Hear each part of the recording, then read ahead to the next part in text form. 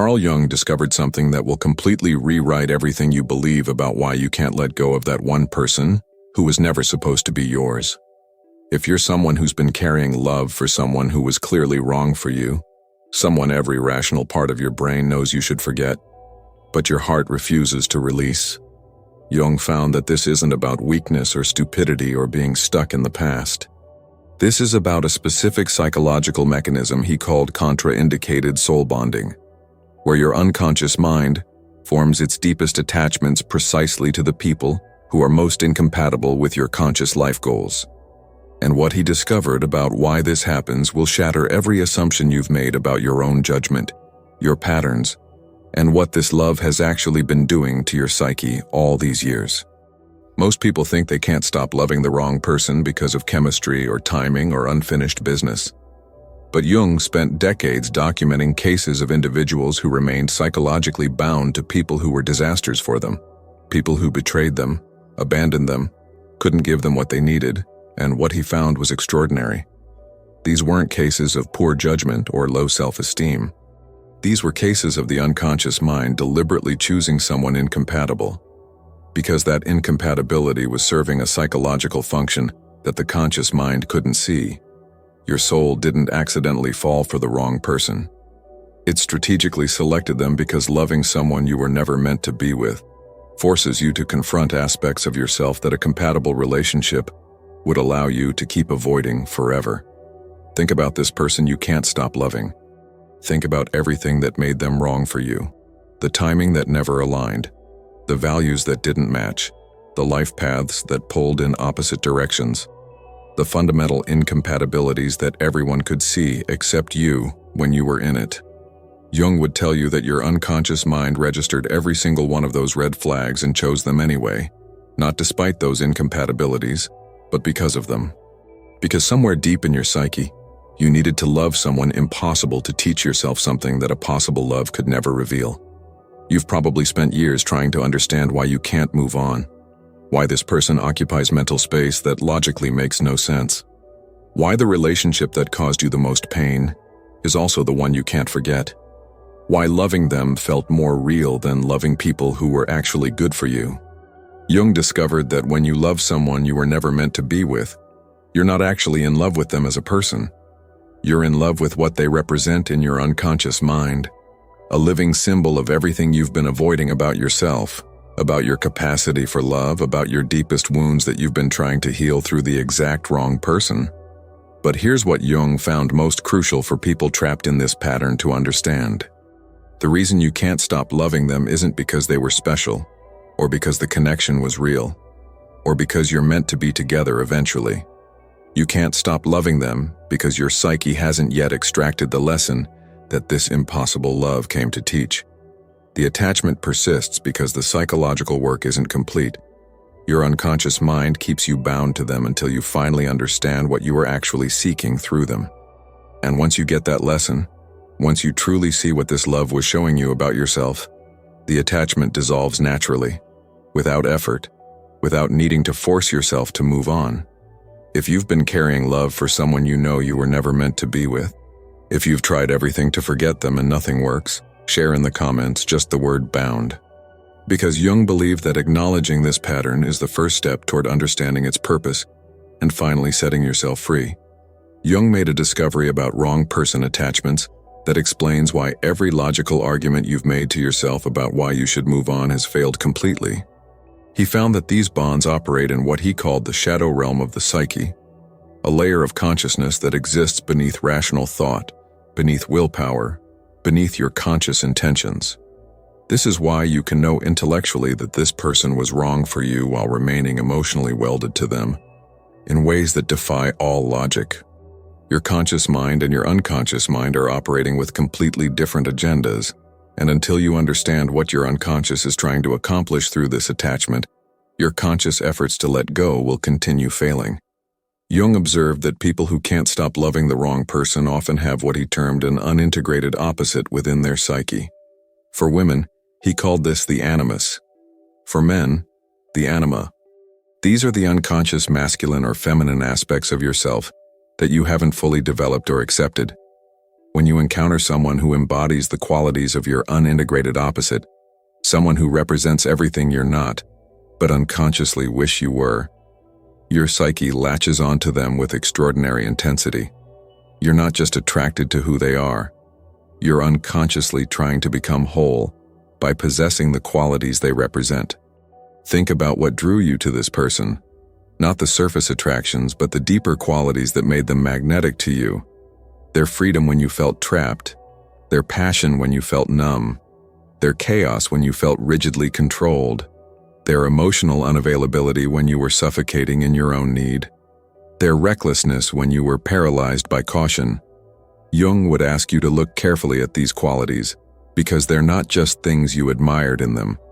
They're aspects of yourself that you've been suppressing, denying, or underdeveloping your entire life. You fell in love with your own disowned potential, wearing someone else's face. This is why the wrong person feels so right on a soul level, even when they're clearly wrong on every practical level. Your unconscious doesn't care about compatibility, stability, or whether this person can actually build a life with you. Your unconscious cares about psychological completion, about integrating the parts of yourself that have been exiled. The wrong person becomes a mirror showing you everything you need to develop within yourself, and your psyche keeps you attached to them until you stop trying to get those qualities from them and start cultivating them in yourself. Jung documented case after case of people who remained obsessed with the wrong person for years, sometimes decades, and what he found was that the obsession lasted exactly as long as the person avoided their own inner work. The moment they began developing the qualities they'd been projecting onto their impossible love, the attachment began to loosen. The woman who loved the unavailable man eventually had to learn emotional independence. The man who loved the chaotic woman eventually had to learn to access his own wildness. The person who loved someone who rejected them eventually had to learn to validate themselves. Every wrong person attachment is a curriculum in becoming who you need to become. But here's where Jung's insight cuts deepest. Most people try to heal from the wrong person by finding someone more compatible. Someone who checks all the right boxes, someone who's actually available and interested. But if you haven't done the inner work that the wrong person was pointing you toward, you'll either recreate the same dynamic with a different person, or you'll feel nothing for the compatible person, because your psyche is still searching for that intense catalyst that forces your growth. Jung found that you can't skip the lesson by changing the person. You have to learn what you need to learn, or your unconscious will keep bringing you variations of the same impossible attachment until you finally pay attention to what it's trying to tell you. Carl Jung identified what he called the compulsion to complete the incomplete, and this mechanism explains why your attachment to the wrong person feels so unshakable. He discovered that the human psyche has a fundamental drive to finish what it starts, to resolve what remains unresolved, to complete patterns that were interrupted before they could reach their natural conclusion. When a relationship ends before your unconscious mind feels the psychological work is complete, when someone leaves before you've learned what you needed to learn, when the story stops in the middle without resolution, your psyche remains locked in an active state of seeking completion. This isn't romantic perseverance.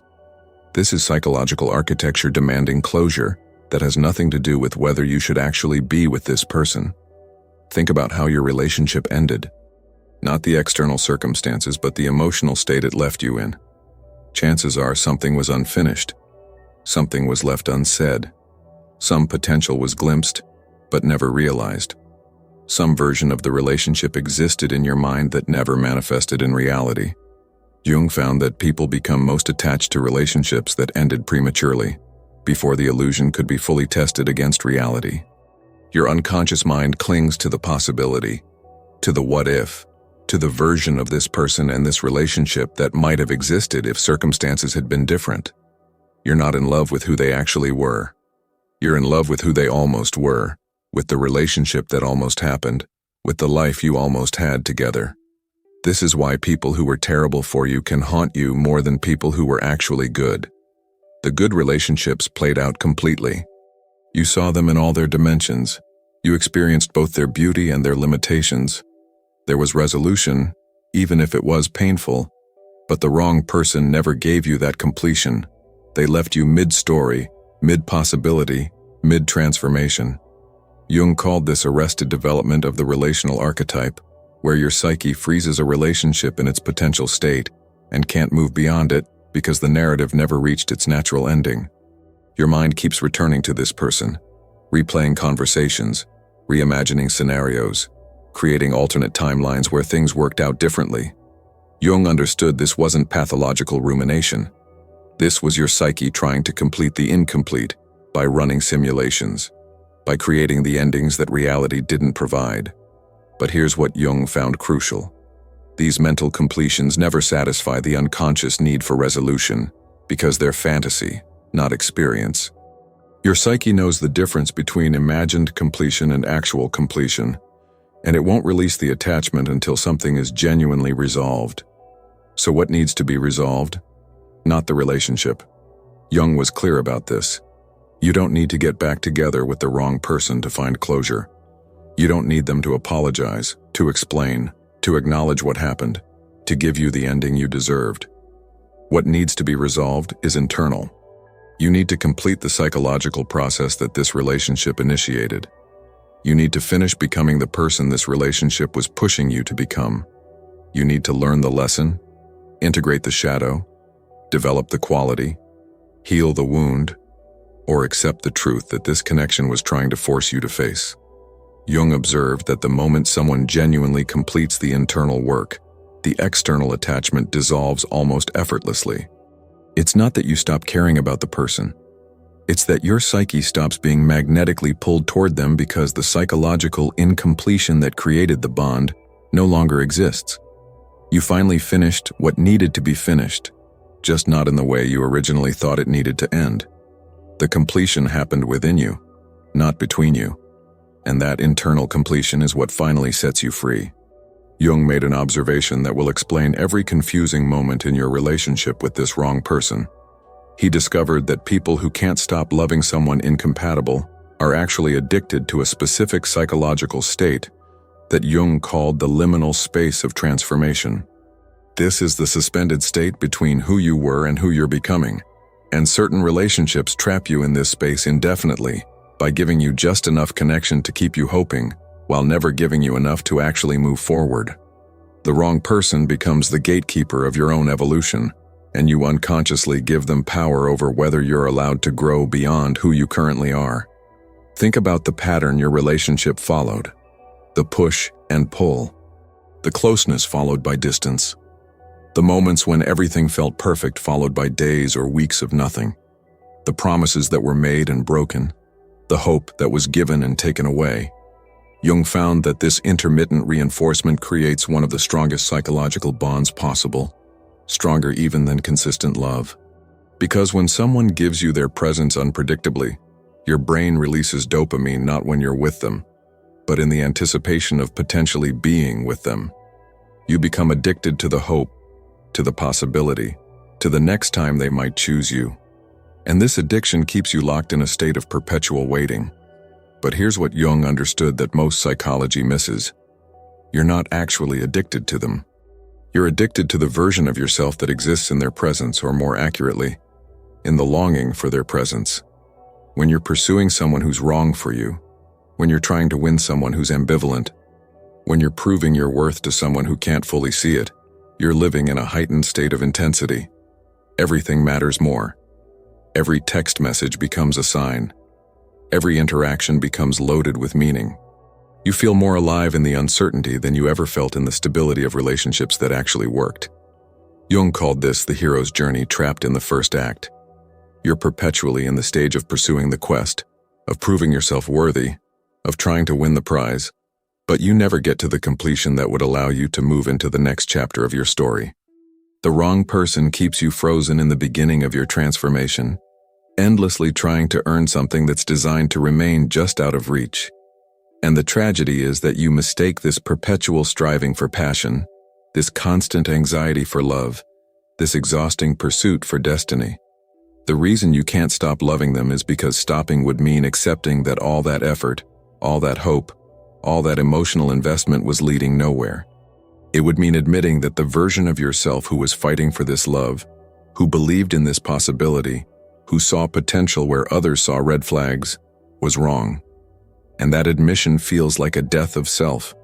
So you keep the attachment alive, because it keeps that version of you alive. The you who still believes, who still hopes, who still thinks, maybe this time will be different.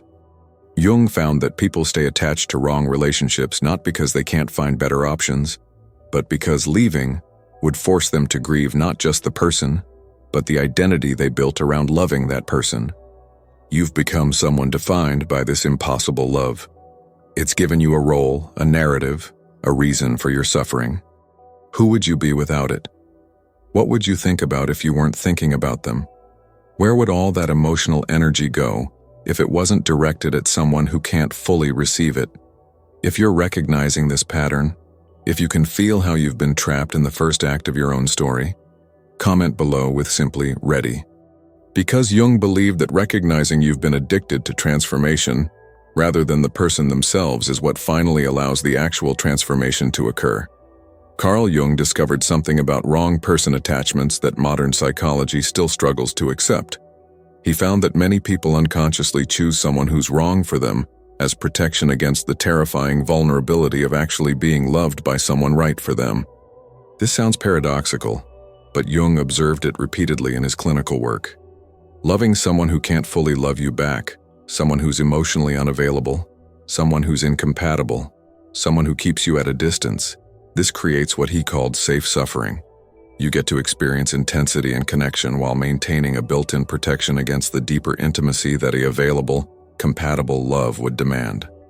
Think honestly about what would happen if this person suddenly became everything you claim you wanted. If they were suddenly fully available, completely committed, ready to build a life with you. Jung would ask you to notice what you feel in your body when you imagine this. For many people, underneath the hope is a subtle anxiety, even terror, because if they were actually available, you'd have to show up fully too. You'd have to be seen completely. You'd have to risk being loved for who you actually are rather than who you are in pursuit of them. You'd have to face the possibility that even with perfect circumstances, you might still feel empty or dissatisfied, or discover that the problem was never them. It was you. Jung identified this as the fear of consummation. Not sexual consummation, though that can be part of it, but the fear of bringing something to completion and discovering it doesn't fulfill you the way you imagined. As long as the relationship remains impossible, you never have to test whether it would actually work. You get to live in the idealized possibility where this person could be everything you need, where this relationship could solve your loneliness, where finally being together would make you whole. The impossibility protects you from the disappointment that reality would inevitably bring. This is why some people lose interest the moment the wrong person becomes available. The chase ends, and suddenly they realize they were in love with the pursuit, not the person. Or they finally get together and discover that without the obstacle, without the drama, without the uncertainty, the relationship feels flat. Jung observed that people who are genuinely ready for real love feel relief when someone becomes available. But people who are using impossible love as protection feel panic, because now they actually have to show up or reveal that they were never really in this for partnership. They were in it for the escape. Escape from what? Jung would ask you to examine what compatible, available love represents to you. Often it represents adulthood, responsibility, being seen in your ordinariness, having to maintain intimacy through the boring parts of life, dealing with conflict without being able to blame it on external circumstances. It represents having to be emotionally mature, to communicate clearly, to maintain boundaries while staying connected, to love someone through their flaws while letting them see yours. Real love is work. Impossible love lets you feel all the intensity of love without having to do any of the daily maintenance that real relationships require. Jung found that people often stay attached to the wrong person because they're not ready for what the right person would ask of them. They haven't developed the emotional skills, the psychological maturity, the capacity for sustained intimacy that an actual partnership demands. So their unconscious mind keeps them focused on someone impossible, protecting them from having to face their own unreadiness, while letting them believe they're ready and just waiting for the right person to show up. But the right person has probably already shown up multiple times, and you didn't recognize them because they didn't trigger the familiar pattern of pursuit and distance that you've mistaken for chemistry. Jung made a discovery about trauma repetition that explains why you keep returning to love for someone who hurt you. He found that the human psyche has a compulsion to return to the scene of psychological injury, not because we're masochistic, but because the unconscious mind is trying to master what it couldn't master the first time. When you experienced early wounds around love, abandonment, or worthiness, usually in childhood, your psyche develops an unconscious drive to recreate similar dynamics in adult relationships, hoping this time you can control the outcome, prove your worth, earn the love that was withheld, and finally heal the original wound. The person you can't stop loving isn't random. Jung would tell you they were psychologically inevitable. They represent someone from your past, not literally, but archetypal. They're playing a role in your internal drama that was cast long before you met them. Maybe they're the emotionally unavailable parent you tried desperately to please. Maybe they're the sibling who got more attention, and you're still trying to prove you're just as lovable. Maybe they're the first person who rejected you, and your psyche is determined to rewrite that story with a different ending. You think you're in love with them, but you're actually trying to resolve something that happened years or decades ago. This is why the attachment feels so urgent, so consuming, so impossible to logic your way out of. You're not just dealing with present-day heartbreak. You're dealing with every instance of abandonment, rejection, or inadequacy that this relationship has reactivated. Jung called this psychic layering, where present experiences trigger past wounds and you end up feeling pain that's disproportionate to the current situation because you're actually feeling accumulated pain from multiple time frames simultaneously. When they don't choose you, you're not just feeling the pain of their rejection. You're feeling every rejection you've ever experienced collapsed into a single moment. But here's what Jung found most important. Your unconscious mind chose this person precisely because they would recreate your original wound. Because somewhere deep in your psyche, you believe that if you can get this person to choose you, to love you, to stay with you, it will retroactively heal everything that came before. If you can make this unavailable person available, it proves you're worthy after all. If you can make this wrong person right, it rewrites the narrative that you're somehow defective or unlovable. You're trying to use this relationship as evidence that your childhood pain was circumstantial, not proof of your fundamental unworthiness. Jung observed that this strategy never works, because you can't heal old wounds through new people. Even if this person suddenly transformed and gave you everything you wanted, even if they chose you completely and loved you perfectly, it wouldn't touch the original injury. That wound exists in a different time, in a different relationship, and it can only be healed by going back to it directly, by grieving what actually happened, by giving your younger self what they needed that they didn't receive. The wrong person is a decoy, keeping your attention on them so you don't have to look at the real source of your pain. The reason you can't stop loving them is because your psyche believes they hold the key to your healing. But Jung would tell you that you're looking for your healing in the wrong place. This person can't give you what you're actually seeking because what you're seeking is resolution of something that happened before you ever met them. They're a symbol in your internal story, not the author of your next chapter. And until you recognize them as a symbol rather than the solution, your unconscious will keep you bound to them, endlessly hoping they'll become what you need them to be. If this is resonating, if you can feel old wounds beneath your current attachment, share in the comments with just "I see it." Sometimes recognition is the beginning of release. Carl Jung identified what he called the differentiation crisis that occurs when you finally start to separate from someone you were never meant to be with. He found that as you begin to loosen your attachment, as you start to see them more clearly, as you consider actually moving on, you often experience a psychological crisis that feels like you're losing yourself rather than losing them. This happens because you've been using this relationship as scaffolding for your identity, and removing the scaffolding before you've built your internal structure makes you feel like you're going to collapse. Jung observed that people often panic and return to the wrong person repeatedly, not because they can't live without them, but because they haven't yet developed a sense of self that exists independently of this relationship. You've become so identified with being the person who loves them, who waits for them, who understands them, who believes in them, that releasing the relationship feels like releasing your identity. Who are you without this love? What defines you if not this longing? What gives your life meaning if you're not trying to make this impossible thing possible? This is why Jung said that separating from the wrong person isn't just about getting over someone. It's about discovering who you are when you're not defined by your relationship to them.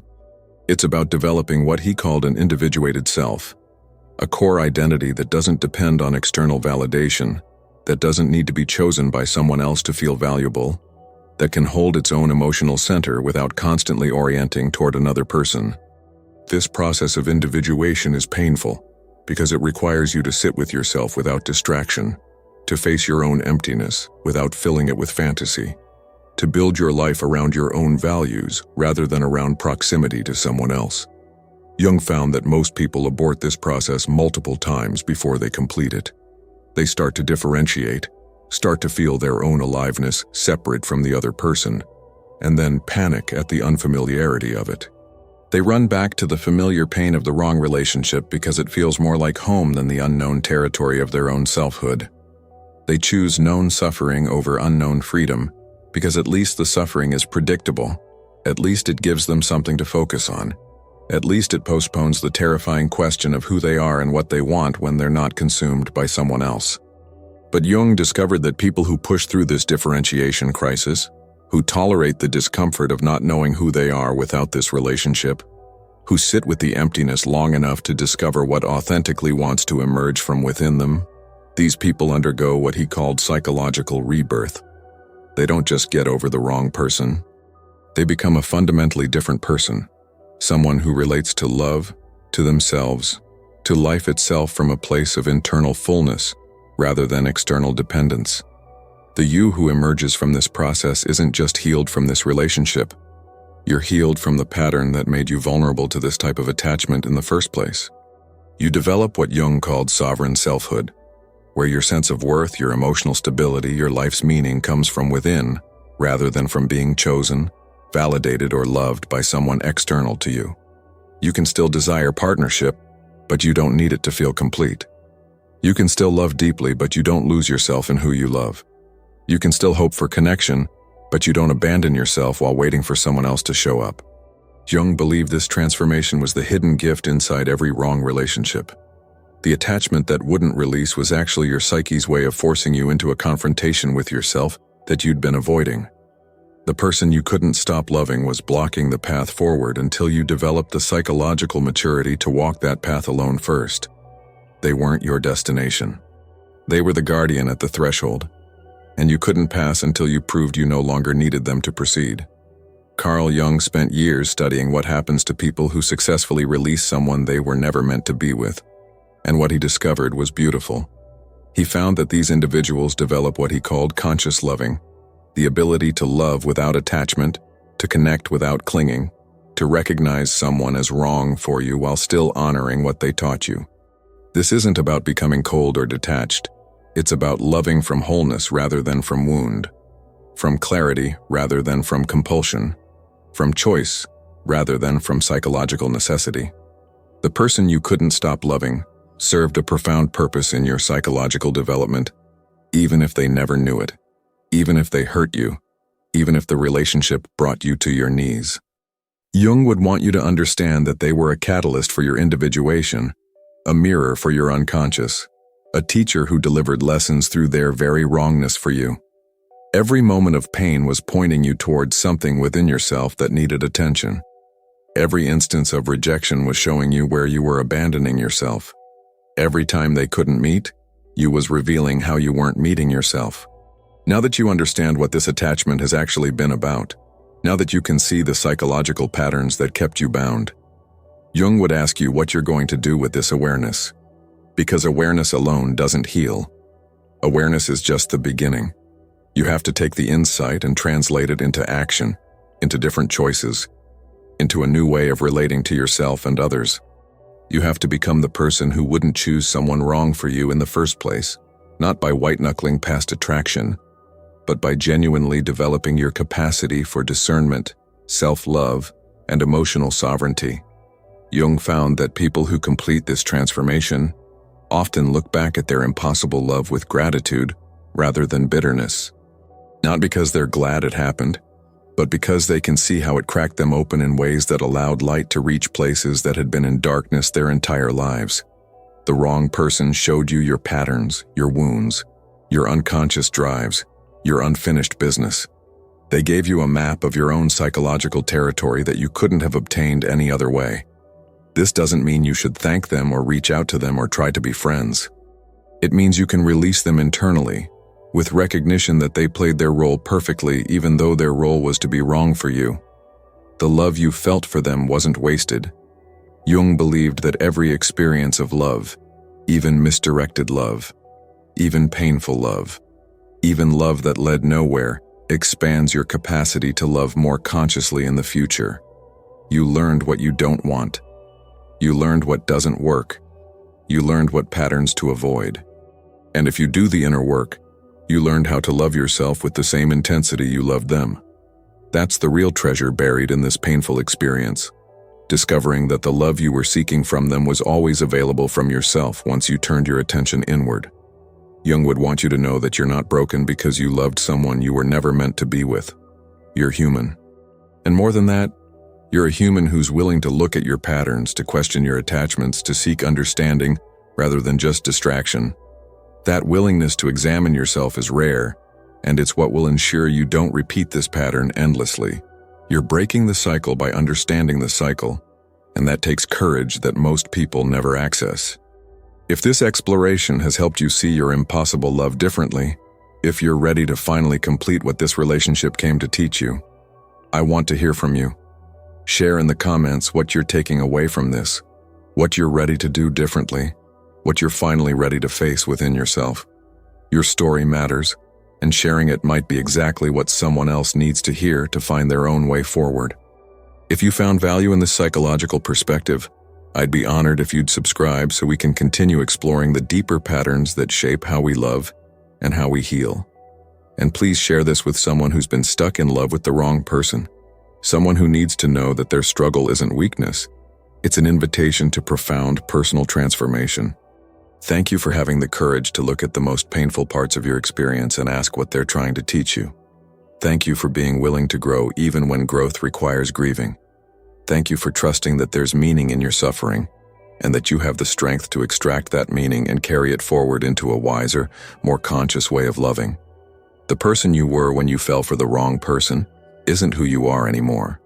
You've been transformed by the breaking, and now you get to choose who you become in the rebuilding. Make it count.